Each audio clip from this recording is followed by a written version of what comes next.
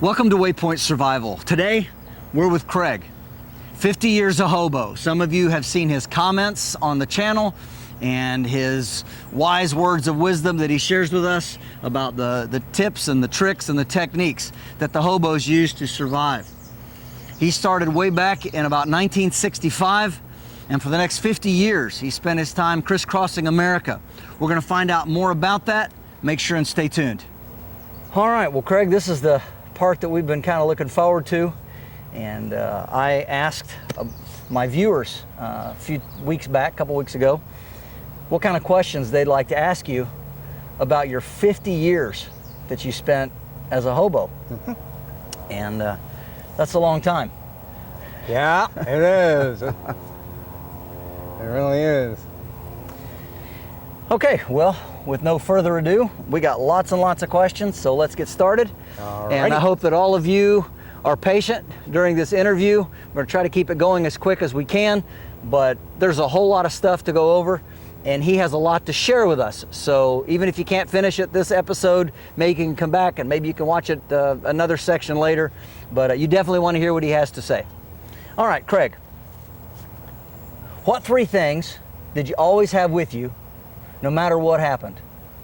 Well, I always had a tarp, always had a sleeping bag, always had a can of beans. Okay, all right.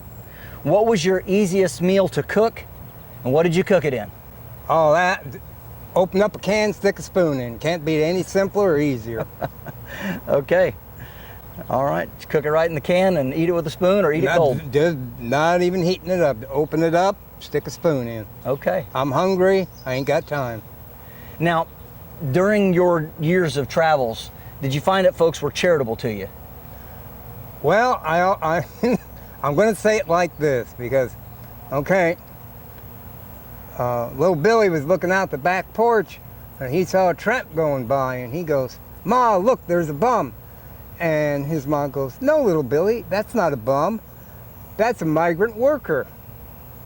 And then the second all the work was done and the migrant worker was heading back to the tracks, little Billy goes, "Look, Mom, that's a migrant worker." And his mom would go, "No, Billy, that's a bum."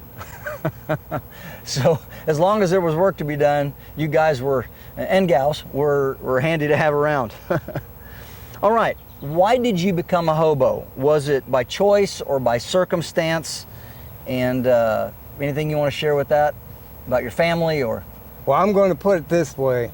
It was the lesser of 2 evils. I had a oh man, a lot of problems with my family, and I said, can't take it. I got to get away. So basically I run away from home because I'd rather be homeless and all that stuff than put up with what I was putting up with at home. Mm-hmm. So you were telling me earlier that one day after some of this stuff had happened and you just had enough, that you ran out and you saw a train? Yeah, oh man, my dad and I were really getting into it. And I'm not going to go into detail, but I had enough. I grabbed my coat, put it on, and ran and hid in a cornfield. Just so happens it was in the back of a grain elevator, and there's a set of tracks there. And they had a train go by once or twice a week. Went real slow, and the train, I'm sitting in a cornfield trying to figure out what to do. Here comes this train a creeping by. I go, I'm a pretty good sprinter. I know I can catch it. So when it got about half the length, half the train down, I grabbed a grain cart, swung myself up, and held on for dear life.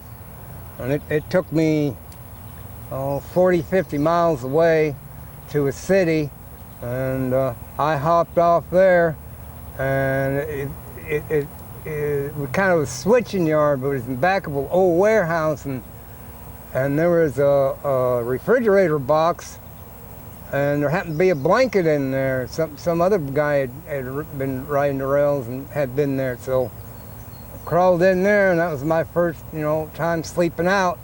I mean as a hobo. And then the next day I was walking the tracks into town, and I spied a gas station, needed somebody to work, so I went and talked to him. Next day I had a job. All right. And I just kept going it from there. And how old were you at this point? 15. 15. Okay. I lied about my age. Oh, okay. All right. So what are your tricks and tips for managing the winter? It gets cold in Duluth. There's no tips, no tricks. North in the summer, south as far as humanly possible in the winter. How many winters do you think you spent in this area, all told?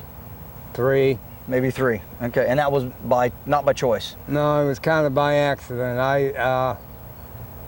Yeah, it really was. There was some other stuff going on. Okay. How many different knots did you need to know how to tie? Well, you know, I run into a guy that's been in the Navy a considerable length of time, and he said board ship, you learn 64 knots. But he said the 64 knots are just a variation of 16. Real basic knots. And I think I've learned all 16, but I can't remember what they're all called. Okay, so what were some of the ones that you used? Well, one was some people call it a granny knot, but it's an overhead knot. But it's a stopper knot. It's so that rope doesn't come unraveled, but it's a bad knot. You loop one more time, and then it's a stop knot, and it's a lot better than that single loop. Okay. You have 2 loops. Okay. And you said the bowline knot was one that you liked? A bowline, I use that all the time. Okay. All the time. And lash knot. And one that I found it's so easy for anybody, even if they're blind, to use. It's called a surgeon's knot. Okay. And it's real easy. Loop, loop, tighten, bring the ends together, loop, loop, tighten. And that's what a ship surgeon used to use when there was an injury and he had to do, you know, suturing, an amputation or anything. He used those on real fine, you know, on the type of thread and stuff they used, and it would tighten real easy. It was easy to remove, but it would stop the bleeding, and it's a very, and it will also, you can use it to lash anything to anything. Okay. How much food and water did you usually carry when you were out? Well, I always had a can of beans, always. And I usually had a quart of water, but I would carry a gallon jug. Because I only put a quart in, I still got, if it's going to be a really long trip, you know, I carry a gallon of water. But then again, if it was going to be that long of a trip, I'd probably carry more food with me. Okay. Like, okay, so if I'm planning for a long trip, pretty much, here's something that'll last a long time. You get a can of pork and beans, a little can of Vienna sausage, and a package of flour tortillas. Okay. All right. And what kind of jug did you like to use? Well, one of the best ones I liked was, and a lot of hobos used it, was an old bleach bottle. Okay. Because, see, bleach will purify water. You know, you put a little bit, just a little bit, and usually a bleach bottle, empty one, had enough residue that you could put creek water or anything in there and it'd be purified pretty much. Okay. You know, plus it tasted like city water because so many places put chlorine in the water. Yeah. So how did you resupply or gather food while you were on the move? Well, I always tried to leave with $20. Okay. Which doesn't sound like anything nowadays, but at one time that was a whole day's salary. You know, and so I'd always leave with $20 plus the can of beans and the water. And then if we stopped along the way and I knew it was going to be a really long trip, there was always some place I could get another, you know, whatever, you know, so I'd go and I'd get, you know, I'd fill up my water jug if I needed to. Right. And maybe get, you know, you know, like I've said before, bologna and bread, a ring of red and a loaf of bread. That'll get you through. That'll get you 2,000 miles. Okay. All right. So, what type of things would you use for security or early warning devices? Well, you don't need it. Well, it depends on the person, but like, if you're in a factory and you hear all the machinery right? That's normal. And then all of a sudden, the machinery shut down, and you're, what's going on? What's going on? Because you're used to a particular noise, and it's the same like when you sleep out. You hear the birds, you hear the crickets, you know, and frogs and whatever, you know, and you don't worry about it. But then all of a sudden you hear a snap, snap. It wakes you up because that's not usual. Or there's dead silence, which is even worse, because that can mean anything from a predator to a tornado. Okay, right. Okay.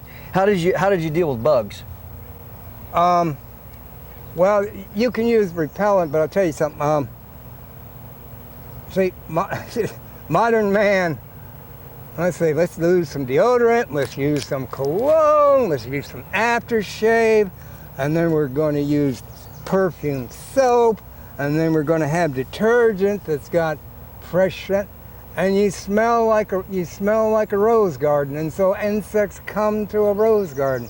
Now you're out there 3 days, you know, and you start smelling like the forest or the bushes or whatever. Plus, if you got a fire, you start smelling like the fire, and all of a sudden, you don't smell like a delicious morsel for an insect. You smell like a disaster they move away from. Okay. All right. Did you ever feel the need for stealth camping? All the time. Okay. All the time. Okay. If you camp, okay, 12 people have 12 times the problem as one. Okay. Yep. Did you ever have to use crumpled up newspapers in your clothing for cold weather? Nope. Because, you know, at one time it did, because maybe you only had one set of clothes to your entire name. But for one thing, I carry a second set of clothes, and I'd put them on over what I was wearing, so that helped. About the only thing you have to worry about is your feet. Now, I would take newspaper, if it was really cold, you got to keep them feet warm, or you're really in problems, because that's getting you everywhere. Right. And so you take some newspaper strips and you wrap your feet up with it, and then put a sock on, and then if absolutely necessary, you put a bread sack over that, and your feet are going to stay warm. Now, they're going to get cold, but you're not going to get frostbite. Okay. But that also means you're walking. And I'll guarantee you, if you walk a half hour like that, pretty soon your feet are going to be so warm they're sweating. Okay. How did people treat you when you came into town for work? Well, it kind of ranged from another bum to, for almost free labor out. And they did, man. Right. They were. It's like, you know, they talk about, you know, wetbacks, but before there was a lot of them. The Hobo was the wetback of the, you know, we'll give you, some of them wouldn't even pay you. We'll give you a bowl, you know, in the early days, we'll give you a bowl of beans and you can sleep in the barn. Yeah. How did you keep up with the news? Like anybody else. It's not like I'm living on a deserted island in a cave. You know, you walk by, you hear something on the radio, you walk by, see something on TV, see the headlines of a newspaper. You know, just like anybody else. And libraries? Libraries, oh yeah, because, see, now, not everybody's like this. There's a number of them hang out in libraries, but they're snoozing. You know, not me. Throughout my life, I had from a kid up to almost now, I had my nose buried in a book. I was going to learn something else that I didn't know. Yeah. You love learning. Oh, I love learning.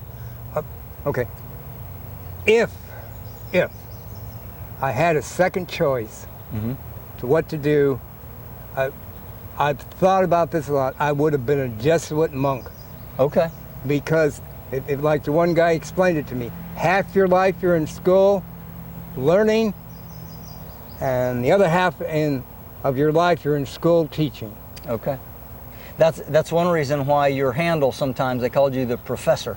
Yeah, now and then, you know, because... And you've spoken, right? You've been on live radio, TV interviews. News clips.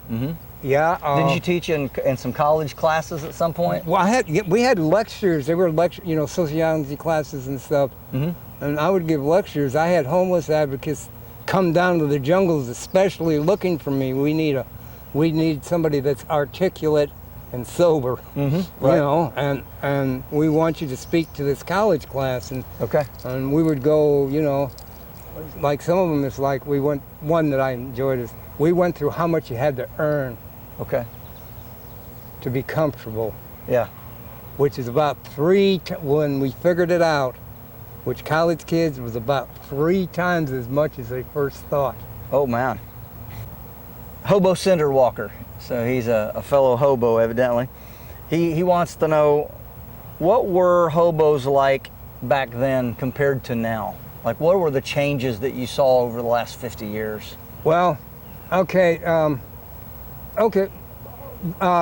for starters, there's only, you know, ever since World War II, there's only been about 2,000 hobos, if that. Right today, if there's that much, there's less than 2,000. That's it, you know. And I kind of saw a shift. Pretty much about the first 12, 15 years, everyone was just going from town to town looking for work. And then when they got a pocket full of money, they traveled until they got low on funds, and then they looked for work, and that's what they did. Okay. Now we get up into the late 70s and 80s, it changed. It's like there was, you know, all of a sudden a whole bunch of them were drunk. You know, and one of the reasons we never had a whole lot of hobos is you do not catch a train drunk if you want to keep alive. Okay. And the jungles were cleaner from what you told me. Oh, the jungles were real clean. Now, I gotta say something, okay? It's not the jungles of the Depression.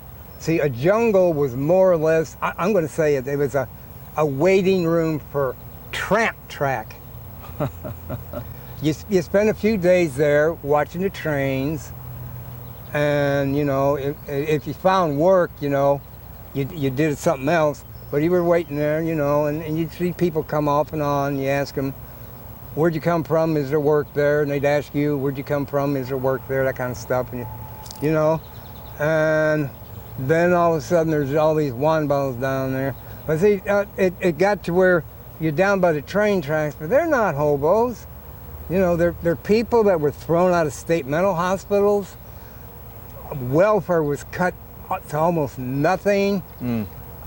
Urban renewal tore down all the cheap places, and quite literally in one decade it went from a few thousand homeless to easily 200,000 or 300,000 homeless, if not more. And they were ill-equipped. They weren't used to that kind of life. They didn't want that kind of life. And so, you know, it got to where a lot of them turned to drink and drugs because it was so miserable for them. Yeah. Were the old timers more minimal in what they used to carry than what modern hobos carry now? No, actually, the old timers, most of them were tradesmen of some sort, and they carried their tools. There were tinsmiths, you know, to repair. There were people that did gardening, so, you know, had the clippers and all this stuff, and they would do the landscape. I mean, they were working so cheap they could get jobs. Or you had people that did, you know. I've heard shoe shine repairmen. Yeah, you know, they shine your shoes, put your sole back on. You know, yeah, some of them could repair shoes. Umbrellas. Umbrellas, they'd make umbrellas. Yeah, and repair them and stuff. Now, a lot of them used to make trinkets. Okay. And they'd sell the trinkets. Well, we've seen the hobo nickels. Yeah, they're right there as a prime example. Now, I knew a guy that used to take, you know, there'd always be copper wire lying around, and he would make the old penny farthing, real big wheel bicycle. He made a puzzle where you had to kind of twist your way around here and there so that the handlebars would be on top. You know, and he'd sell them all the time. He'd be making them all the time, and he'd be playing with it. And some kid or some adult, hey, how much, what do you, oh yeah, I made them, what do you want? I want $1 for them. And that's how he made his living, you know. So some of them made trinkets. Yeah. Did you know Steam Train Murray? No. Okay. Were you able to make enough money to buy supplies and clothes. Yes. Okay. You kind of answered this in the previous question about what you think of the world today, career-wise. There's more homeless. Do you feel like people have it easier today than they did, back in the Depression and then on up past the Second World War? Yes and no. Okay. It's almost, I hear this all the time, universal basic income. Yeah. And almost everybody has a universal basic income. But they're going to stay there. They might give some little piddly job, but where they're at, forget that upward mobility, forget becoming middle class. Right. You make enough to survive and just enough. Yeah. And more, I'm seeing that it's like, it is. So it's like, okay, you got a good safety net, but it's also a spider web. How was your health during this time, considering the difficult circumstances? Well, I was very blessed with very good genes, excellent health, both mentally and physically. I was never sick, and I usually ate. Now, there have been times it was only one meal a day, and there have even been times I haven't eaten for 3 days, but I ate. Now, on that 3 days, didn't you say you walked something like 90 miles? Is that what you said? Yeah, that was a comedy of errors. And afterwards I laughed about it, but I sure wasn't laughing during the time. And it was like, I was trying to get from one city to another, but it was out east, and I couldn't even get close to a freight yard. And because they'd be running me around. So I said, well, I've got to try to hitchhike. And in that section of the country, nobody's going to give you a ride. So I just went on a secondary road and just kept walking and walking. The best I got to do is like, I passed a creek or something like that and drink a bunch of water and then keep on walking. Yeah. And it took me 3 days, and I got to a city that I'd been at before, and I said, man, I am starving. I went to a soup one, I stood in line, and I almost passed out from hunger. But I grabbed something real hard, and the dizziness was over, and then I got me, a bowl of soup and some sweet rolls and a peanut butter sandwich, and all of a sudden I felt like I just had a feast. What are the differences between old-time hoboing and hoboing today? Old-time hobos knew from experience, and word of mouth, and some of the new ones use GPS. Okay, yeah. Electronics and solar chargers. Solar chargers, and some of them will borrow some of the radio equipment from trains and so they can hear the channels, the chat and stuff, and know what's going on. What was your best day and what was your worst day? Well, any day I ate 3 meals was my best day. When I didn't eat any meals that day, that was kind of my worst. But the very worst days I had was when I was married and successful. I mean, I had 1 year where in today's money I made almost $90,000, and I was married, and I was miserable every minute of it. And sometimes worse than others. Yeah. I was awful glad when I got a divorce. Oh my. What about your cooking kits? Tin cans. Okay. Always tin cans. I'll open up a can of beans, don't take the lid all the way off, eat it cold or warm it up a little bit, and then I turn it into a cup. Yeah. And then I find another can turn that into a stew pot, find a little bit bigger can, turn that into a stove. Okay. So there you go. Weighed almost nothing. A piece of wire hanger for a cross brace to set your stuff on? Yeah, a couple of pieces of... Of course, you always had your pliers. I always had my pliers. I cut up I'd get maybe a set of clothes at a thrift store, and I kept the hanger, and I cut that up, and there's some cross members for the holes I put in the top of a can, and so I cook and throw the fire in there, throw them things in there, and then heat up my stew pot or just a cup of coffee. Did you always carry a spoon? Yes. Always carried a spoon, always. A metal spoon, usually? Oh, wood, a spoon. Any kind of spoon? Even a plastic spoon. Okay. But later on, I learned to carry chopsticks. Okay. Because once you get the hang of it, you can eat anything with chopsticks. The Chinese eat soup with a chopstick. You know? And how do you get chopsticks? You just see a couple of twigs, you know, clean them up a little bit, you know, sharpen them just a little bit, now you got chopsticks. It's always there. Very good.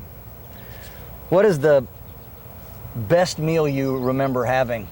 Well, it's always the same thing. It's Turkey Day, what we would always call Turkey Day, Thanksgiving, because it was Thanksgiving and Christmas was the 2 days a year they actually took pity upon some of us, and they gave us a big old turkey dinner, you know, and we ate till we were stuffed, because it might be another year before we get anything even close. Wow. What was the meanest railjack you ever met? Well, the meanest one, or he tried to be, was I was in El Paso, and I was trying to catch out, and all of a sudden the railroad bull appeared from nowhere in his car, and he says, get off my train, get out of my yard, or I'm sicking this dog on you. And he had a German Shepherd. You know, he was selling wolf tickets, but I didn't know. But you know, I know some guys that go, okay, I'll take you and the dog on, and they'd win. See, so he figured I was young and green enough not to laugh at him. So in contrast to that, what about some of the kindness that was shown to you while you travel? Anything stuck out in your mind as someone did something really kind? Well, you know, there was a number of places, especially where they had a lot of hobos going through that were migrant workers. Okay. And, you know, somebody'd see you on a train. Well, like one place we stopped and we're waiting for another train to go by, and the farm, and they had a little ranch thing there. And the guy seen me from the window, and he came out there with half a dozen burritos and he says, I know. He says, I've had a lot of people stop here and come work for me. He says, you're going somewhere. He says, there's some food. Wow, that's awful nice. What about some people that you met along the way, some other hobos? Anybody that stuck out in particular? Oh, there's a lot of them. Everything from super nice to super weird. Okay. Do you remember any of their handles or monikers they went by? Well, you know, some of them had monikers, but most people, you call them by their first name. Okay. Or hoping they gave you the right first name. Exactly. Yeah. Right. You know, you just, you know, hi Ralph, you know, because everybody knew each other, so Sure. it's like seeing your next door neighbor, you know. Yeah. Right. Well, what about female hobo safety back in the old days? Well, okay, the female hobos I saw, and I'm trying to think, I don't ever remember a female hobo traveling by themselves. Okay. There usually was a group, 5, 6, 7, maybe a dozen hobos, and they had 1 or 2 females with them. Could be young, could be old, and they were kind of like a tribe, and they protected the females. But they always treated her with respect and like Yeah. it was. Yeah. Okay. I don't know about nowadays, but yeah, Back in the day. Back in the day. They did. This one lady asked, she said, my great uncle rode the rails during the Depression and didn't like being called a hobo. He called himself a knight of the rails. You want to comment on that? Well, you know, some people think some people thought a hobo had a pedigree. Okay. But actually some of them did, All right. believe it or not. But they were hobos, they were just migrant workers. And you know, a rose is a rose is a rose. You can call it a petunia, but it's still a rose. Right. Did you use a ground cloth or a ground sheet? Well, I always carried a tarp. Well, for a while I carried a tent, but that was too much weight. I carried a tarp, and so I could use if it was raining or something, I used it for a tarp. If it was nice, I used it for a ground cloth. So I had a number of uses. It was just what size? Well, I tried different sizes, and I found 8 by 10 ideal. Okay. All right. Now, boarding houses and bathhouses were pretty much gone by the time you came along in your era. Yeah, there was a few left, but you know, urban renewal, boy, they tore those places down. They didn't want a cheap place. Hobo sandwiches. Yep. Yep. Just like we had. Well, it's like, see, this is a typical hobo sandwich. You went to wherever they were feeding, and they always gave you 2 slices of bread, and you just took whatever was there. You ate what you wanted, and then you made it. You know, it might be a spaghetti sandwich. You know, you know, you never know. You know, it might be a bean soup sandwich, or just whatever. And you put it between 2 slices of bread, you put it in a bread wrapper, and you saved it for later because you may not be able to eat later. How did being away from your family affect you mentally, and what actions did you take to cope with that mental strain, if any? I was so glad to leave my family. I didn't even think of them for a decade. But you did have a twin brother. Yeah, now the one exception is I had a twin brother, and him and I were very close. Him and I were I missed. Now, you were telling me he was highly intelligent, musician, played 27 instruments. Yes, he was. He had aspects of being a rock and roll star, but he didn't have the talent to be a rock and roll star. But when he went to the studio and played a demo tape, they go, "Yeah, you ain't got what it takes." He says, "But who's your backup band?" He goes, "There's none. I played all the instruments and overdubbed." And all of a sudden, it's like, you know about overdubbing? You can play that many instruments. We can't make you a rock star, but we can give you steady employment as a studio musician. Okay. So he was, and then went home after a session one day, and somebody had burglarized and took every single piece of equipment he had. Oh my. There you go. Now, he passed away about 20 years ago. Yeah, he did. From cancer, pancreatic cancer. Okay. Well, you were really close to him. So. Yeah. So someone wants to know, they said, what footwear did you use? And they say that, I doubt that modern sneakers would be available, and you had to have done a lot of walking. So we were chatting about this.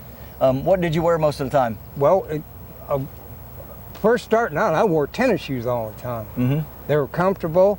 They didn't last very long. I put miles on them and over rough terrain sometimes. And then later on, I got the kind of shoes I got now, I just consider them fancy tennis shoes with good tread. Sure. Now, you said sometimes you'd average 10 miles a day. I did, just all the time. You just figure, you know, walking, you know, from my camp to some place to eat, or walking to a place to find some work. Every day I figured I put in 10 miles. Right. Didn't hurt me none. I was in good shape. Sure. You know, I had one buddy, if he had to walk more than 3 blocks, he'd stop and panhandle him so he had enough for a bus because he couldn't handle it. Well, I looked this up. The Converse tennis shoes, Converse All-Stars, actually came out in 1917. So even a lot of the old-timers would have maybe started off, at least as young men, with tennis shoes. Did you have to find any local maps of the area? Well, I mean, if the local hobos didn't have information on work, or if you wanted to get your way around, how did you navigate? Well, it's something I learned real early, and the old timers told me. You always go follow the tracks. Okay. Follow the tracks. Because, you know, in the early days, you know, they built like the cheap housing and the flop houses and the shelters were all built next to the railroad tracks, because that's how poor people travel. Okay. So you followed the tracks. And if you didn't know a town, you follow them tracks, eventually you'd come up across something. Okay. And also, we talked about it, that you could also go to the libraries, which would have all the local newspapers. They would daily get each of the local newspapers, and there were help wanted ads and all kinds of stuff in the newspapers. So that was a free resource. Yeah, you go to a library and warm up or whatever, or cool off, and you get to read a newspaper. You get through the Ron ads, you know, and it's like, oh, boy, forget this. I'm going to the next town, or hey, I'm staying here. You know. Right. What communal foods other than mulligan stew were often available in the jungles? Whatever anybody brought in, they were like I said, they were no longer, you know, they were not Hoovervilles. They were not long-term camps anymore. Somebody had spent a few days a week in them, at the most, you know, get a little work or find out there wasn't any work and wait for the next train. They were just way stations. Yeah, so basically is whatever men could bring in for that day, that's what they ate. Guy bring in some bread and some bologna, and another guy bring in a couple cans of soup, and Okay, so we leave, whatever. Yeah. How did you deal with really hot weather? You went north in the summer and south in the winter. Dunk yourself in a stream. Well, that too, one of the things I learned a long time ago is like, you buy, running water, or even a faucet. You get your t-shirt wet. You wipe yourself down with that, and you wring it out and you put it on, and the breeze will cool you way off. Okay. How did the hobos keep themselves entertained? Did they tell stories, play dominoes? Were there hobo exclusive card games that the general public wouldn't have known about? I mean, anything like that? A lot of them played checkers. Okay. Surprisingly, me, a lot of them played chess. Chess, okay. Cards. Mm-hmm. Me, I kept my nose in a book. That's how I entertained myself. I always had a book in my nose in a book. Okay. All right. This is a little gross, person says. Sorry, but what did they use as toilet paper? What did they use 200 years ago? No, you washed yourself once in a while. Mm-hmm. So you kept an old rag? Yeah, because you could always find them because, here's a set of clothes that are torn in half for one reason or another, so you cut a few patches off of it and use it for a wash rag until it gets kind of nasty, and then you throw it away. Mm-hmm. And sometimes you'd burn them? Or burn them. Yeah, okay.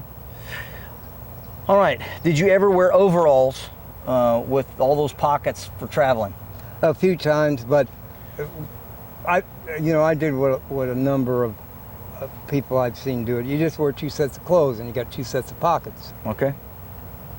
What were your 3 biggest challenges living this way? Food, clothing, and shelter. I mean, you just really. Yeah, basic needs. Basic needs. Basic needs. How did you protect yourself? Okay, I here's the lecture. Okay, there's a few things always going to get you in trouble. Getting drunk or stoned, having a big mouth, flashing a big wad of money, messing with somebody's woman, and hanging with people that do one of them 4 things. Okay. Now, if you don't, 90% of the problems you could get in will not happen. Okay. Now, the 10% that you can't help it's going to happen, you got your wits about you. Okay. And you can figure something out. Do I run? Do I fight? Do I bluff? Mm-hmm. But you got your wits about you. And this would be the kind of thing that you would share with younger riders to help them stay out of trouble? Yeah, the ones that would listen. All right. Did you have any interest or engagement with news or politics, or were you pretty well focused on just day-to-day survival? Well, pretty much day-to-day survival, unless you want me to tell the joke. You could tell the joke, absolutely. Okay, here's politics and day-to-day stuff. Okay, there's 2 angels enjoying an afternoon cup of tea by the pearly gates, when all of a sudden there's this huge shout through the heavens. He's here, he's here, he's here. The pearly gates flew open, a gigantic red carpet appeared, there's a marching band, there's a choir of angels singing, there's fireworks, there's clowns, and there's this massive limousine coming down, and everything's so exciting, and what's this, and the 2 angels are talking, what's this, and an angel was coming by and says, what's all this about? And the 3rd angel goes, haven't you heard? This is our very first politician. Right? Were you able to find work regularly? Well, not every day, but how much do you need to work? Mm-hmm. I mean, I'm, okay. See, this is the thing about, okay, like if I make $40,000-$50,000 a year, all right, I get paid 4 times a month, and this is a breakdown. 1 week's check goes for taxes, Social Security, withholdings in general. Mm-hmm. And some places that have high tax and local tax and other things, mm-hmm. it's even more. 2 paychecks go for rent and utilities, mm-hmm. if you can find them that are that price. All right. And so you have 1 week check, 1 paycheck to live on that month. Mm-hmm. It's got to do everything: food, clothing, laundry, transportation, etc. Well, if you don't make very much money, there's no taxes.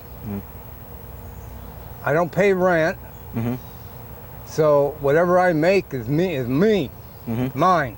Right. So, you know, one paycheck a month, I don't have a roof over my head, and I don't have a fridge, I don't have, you know. Yeah. Quite literally, for a single person, if you do this, you can live on 25% of what you do now. Okay. Bearing in mind your standard of living is going to be a little bit different.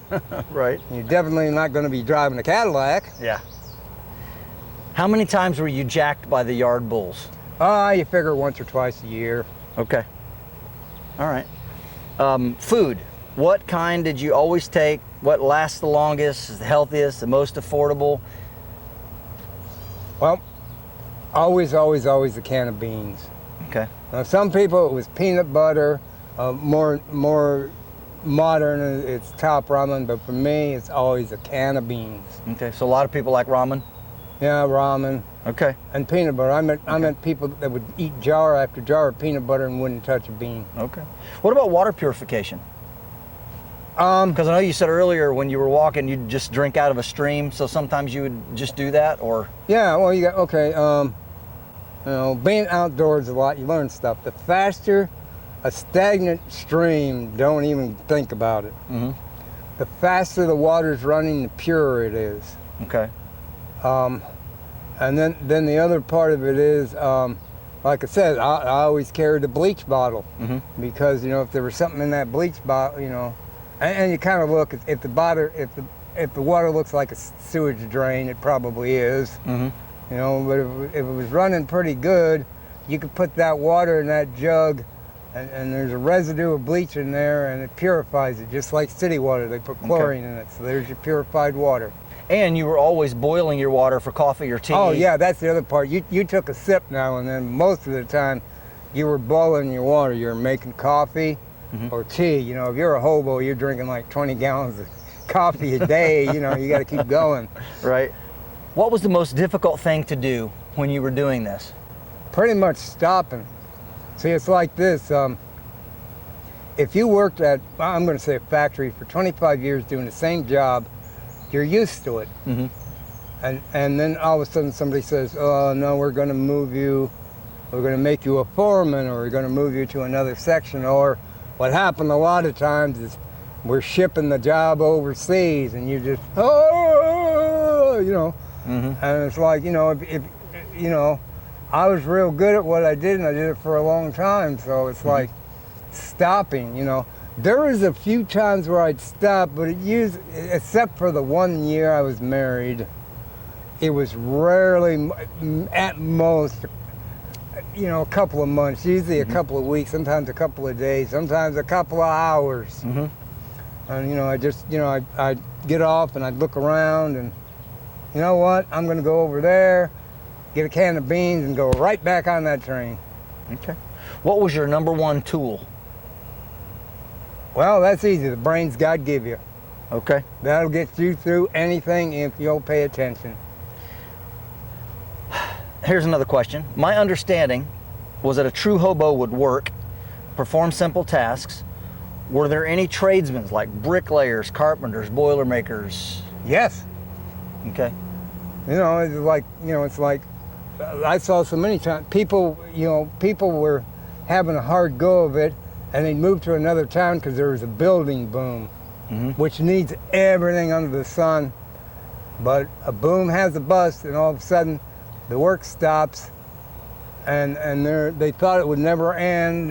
You know, all good things come to an end. You know, and they worked for like 8 years, and all of a sudden they're in debt, and everything folds up underneath them. And the wife doesn't want to lose it. That doesn't have a paycheck. The kids are mostly grown, and you know you're flipping burgers or washing dishes, and you go, forget this, and just go on the road, try to find something else.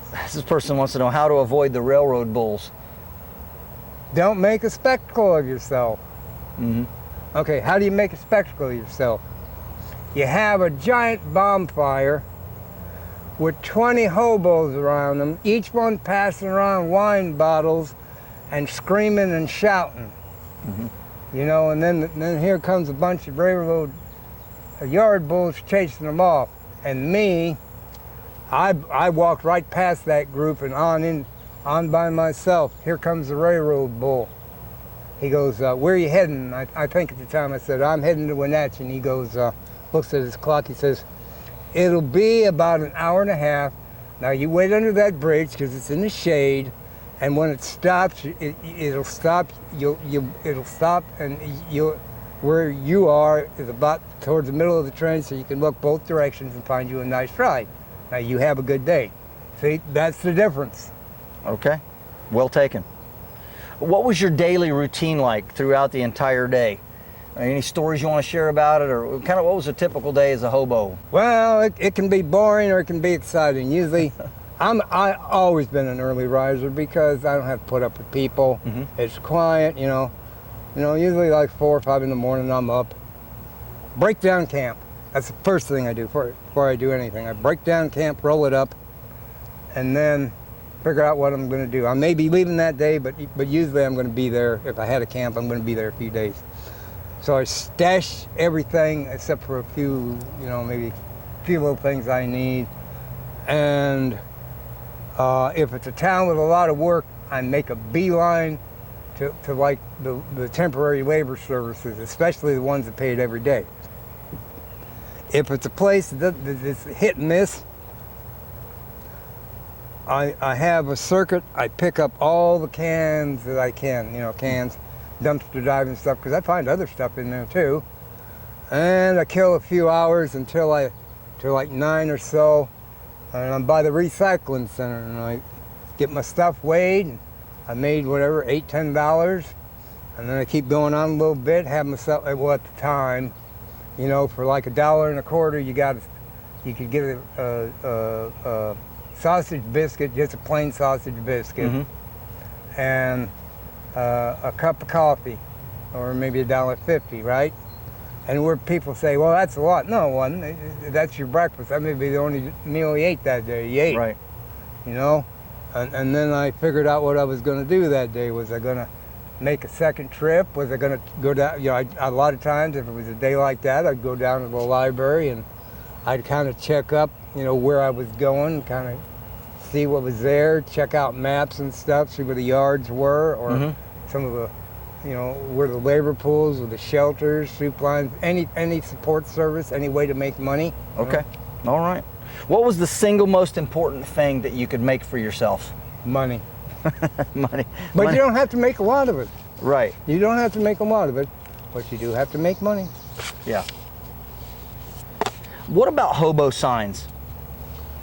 Well, symbols, chalk marks. You got to remember, you saw a lot of that in the 30s and before, but then we had millions of people, literally millions of people traveling, and some of them had never been more than 5 miles away from home their entire life. And so they came up with those things to kind of show, as people were coming through the town, what was there, what to avoid, those sort of things.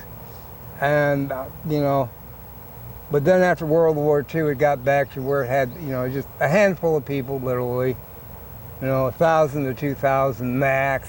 Right. And word of mouth. Sure. So in all your time abroad, was there a particular incredible place that you remember visiting for whatever reason you may have had? Well, other than south in the winter and north in the summer, it's one town's the same as another. It's just how big and how crowded they are, or how small and uncrowded they are. Yeah. You told me you really enjoyed visiting Mexico. Yeah, I did. See, excuse me. For one thing, okay, I would, for a long while before 9/11 and all this, I would go to Houston, Texas, and I'd work for, a month, 2 months, whatever. Come Christmas, after Christmas, everything's dead. And you still got 2 or 3 months of, winter. But I had a pocket full of money. But not, a small pocket full of money. So I'd go across the border and I'd go, go to them border towns. You go into the interior.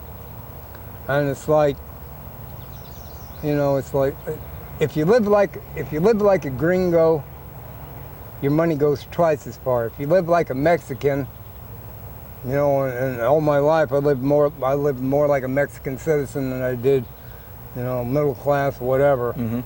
You know, your money went 4 times as far. And if you went into the interior, it went 5 times as far. So in other words, you know, a $100 bill was $500. Yeah. Huh. You know, so I'd get a cheap apartment for a few months.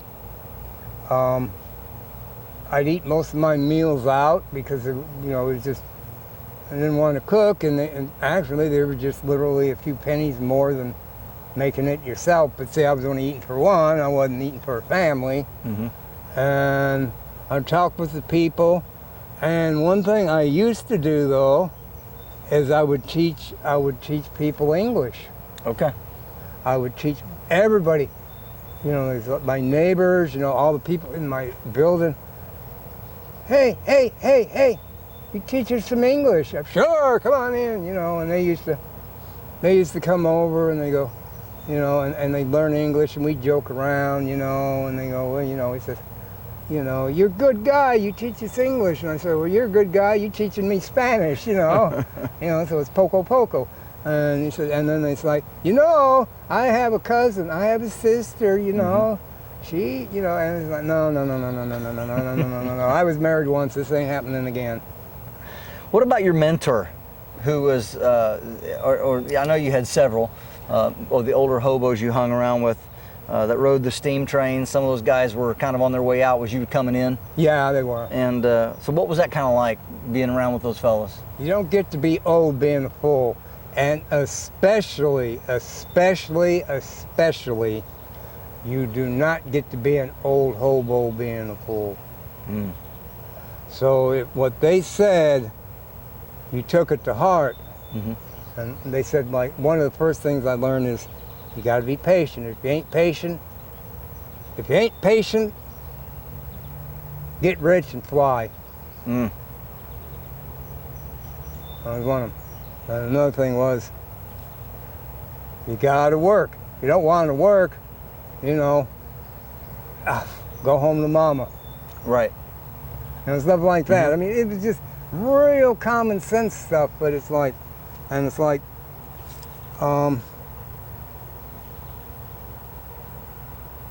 thing was never try to catch a freight train when you're drinking. They said, and you never saw drunks catching a freight train, mm-hmm. or at least not very often, because they did, you know, it was like, you know. They just didn't make it. They didn't make it. They did not make it. And the other thing was, it had to do with being patient. If you wait long enough, one will stop. Mm-hmm. And then you don't have to go chasing like a wild goose after it. Mm. Is the hobo life looked at differently now than when you first began? No. Still basically the same? It's still basically the same. You know, some people look down, some people, you're a hobo, oh wow, tell me stories. And others, you bum. Yeah. You know, and a lot in between. But then again, like I say, you know, I can go to almost, if I go to, and I think I even read statistics on this, because I even study up on that. If I go to a shelter, and let's say it has 100 guys in it, almost everybody's from there, from the city, except for 1 or 2 transits, which is a polite way of saying hobo. So, okay, 1% of the homeless, and I think, you know, I don't even think it's that much nowadays. 1% of the homeless are actually hobos. Okay. And see, the thing is then they don't spend the rest of their life in the shelter or in those tent cities. They're briefly do what they got to do, and then they're on their way. Okay. How did the weather affect your travels? How did you adapt to changing weather conditions on the fly? Would you hunker down during bad weather, or did you keep moving? Okay. Well, of course, rule number 1, north in the summer, south in the winter. Right. Rule number 2, if you're outside, you know, some people never stick their nose outside the door, so they don't know, but if you're outside a lot, nature will tell you far in advance of what's going to happen. You know, you see, I mean, you can, well, if nothing else, you can look at the sky and kind of figure. I mean, some of it's that simple. Sure. And you look around at nature, and like I would always check, you'd see an old paper and, to give a 5-day forecast, so you get an idea, and it's like, today and tomorrow and the next day's pretty good, but the weekend, if I'm traveling, I'm going to get soaked. So wherever I am, like Thursday night or Friday morning, I got to stay put, make sure I got, inclement weather. Yeah. In general, were the hobos friendly to each other? Very. Again, I have to say, we're only talking about a handful of people. Right. Most hobos will cut each other's throats. Well, not all, but there's a lot of them that cut each other's throats if they thought it'd get by. Yeah. But hobos pretty well look out for one another? They look out for one another because nobody else is gonna. What was your most essential piece of clothing? A second set of clothes. Okay. Really, because you have to change. So now you're talking a full change of clothes. So shirt, pants, underwear, socks. Just a full, complete, total new set. And you could always wear one while you washed one, right? Wear one while you could wash one. I mean, if nothing else. Sure. If it was really bad weather, you could wear both. Okay. So, layer up. So no matter how you looked at it, a second set of clothes. What are your thoughts on how people are changing as far as like the hobo lives today and the ability to lead a hobo life? Do you think that's changed for the better? Well, even 100 years ago, before the Depression, we called them rubber tramps, but back in the day they called them Lizzie lizards, from the old Tin Lizzie Model Ts. Okay, right. There's people that traveled all over in a beat-up car, and some of them were kind of like gypsies. They're not so trustworthy, and others of them, were just looking for work. Right. And it's the same today. A lot of them, you really don't see that many. Well, you never did see that many hobos. Right. Really, except during the Depression. And so people will travel from town to town in a car, or from area of a city to area of a city in a car. So the car is, and the car is basically their home and their livelihood. So they're more nomads, like the caravan, the gypsies. Yes, you said for some people, hobos are like oatmeal. Yeah. See, the hobo life is like oatmeal. You're either gonna hate it or you're gonna love it. If you hate it, do something else for a living. Sure. This is James Bender for WayPoint Survival. If you like this video, please give it a thumbs up. Also, make sure and check out the links in the description box below, just under the More button.